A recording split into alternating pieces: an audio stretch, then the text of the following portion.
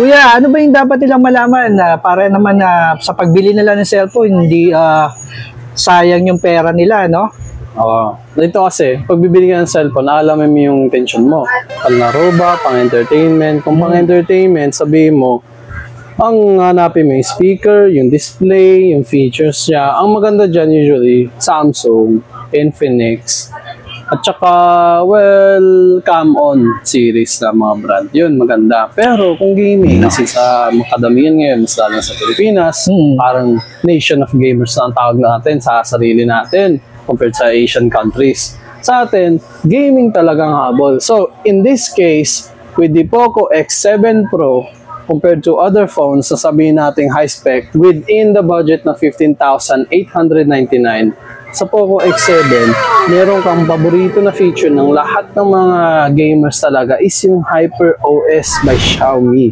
Yan ang operating system niya, which is, sa akin, ang feature na yan, napakadaling gamitin.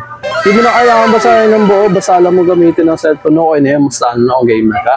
Kasi ang Xiaomi, by Chinese company, sila ang patok at sila ang pinakamataas pagdating sa gaming industry. Sila ang mas malakas kasi sa Apple or Samsung. Now, oo. Wow! Aga ako sa'yo! Sila ang top ngayon, hindi na Apple. Dati Apple, by feature sila. iPad, nagsimula silang iPad. Pero pagdating sa gaming kasi, gaming industry, Chinese ang nauuna. So, by Chinese brand, tulad ng Xiaomi Poco, surely na pang gaming yan. With the price of 15,899. Starting with the Poco X7 Pro, after X6 Pro, dito, naka-Dimensity MediaTek 8400 ka na. Now, in comparison nun sa Snapdragon 7th Gen, mas malakas na yon. Tapos, may global siyang version, pero ito, official release, 8,300. Lahat ng AAA games na may isip mo, basta ng Code M na full settings, 4K Code M, meron ng 4K Code M, pero kaya niya. Genshin, kaya niya, 60 FPS. With minimal settings, pwede mong abutin ng 120 FPS. Imagine mo yun. Paano yung mga 4K movies? Kaya niya 4K 60 FPS movies, yung mga malalaking movie ng mga sikat, Avengers, Endgame, Infinity Game, lahat kaya ng Poco X7 Pro. Now, ang tanong kasi is kung worth it siya. Ang pagiging worth kasi ng isang cellphone is by the feature. Hindi siya sa trend, never siya sa trend unless gusto mo, iPhone ka na pagdating sa trend. Kasi pang picture lang, media, maganda siya.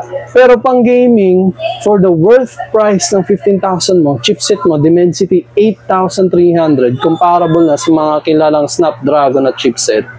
Tapos, ang operating system niya is by Hyper OS, by Xiaomi brand. Imagine mo, bakit hindi naka-Snapdragon, hindi na malakas? Hindi yan. Kulang ka sa impormasyon yung tawag dyan. Ayan. Kaya, kung ayaw mo naman ng Poco, sabihin natin, gusto mo Infinix. Ito, Infinix. Local, Pinoy, di ba? Ito sa Infinix, ang makukuha mo dito is naka-ultimate ka na yan, G100 Ultimate. Well, this is Infinix Note 50 Pro for 9,799.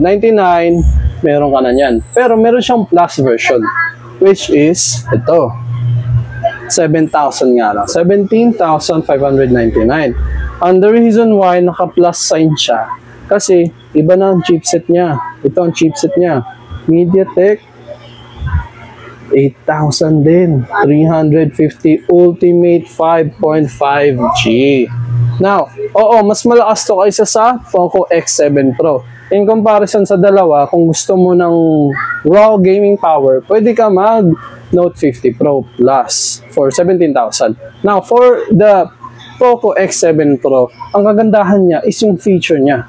Ang operating system niya kasi is hindi siya tulad ng Infinix na limited siya na nakikigaya lang siya sa mga operation system ng Google. Nakadependent sila.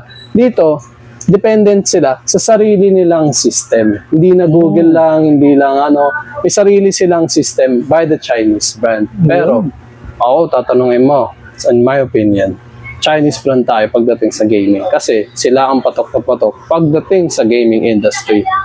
So, in terms of worth, dapat alam mo yung chipset, yung feature, never sa trend Tapos kung asan siya nanggagaling, kung yung brand na yun ay pang gaming, pang entertainment, or pang live streaming. Pero tayo na natin, gaming tayo. Kaya dapat, dito na tayo. Yan, now you know.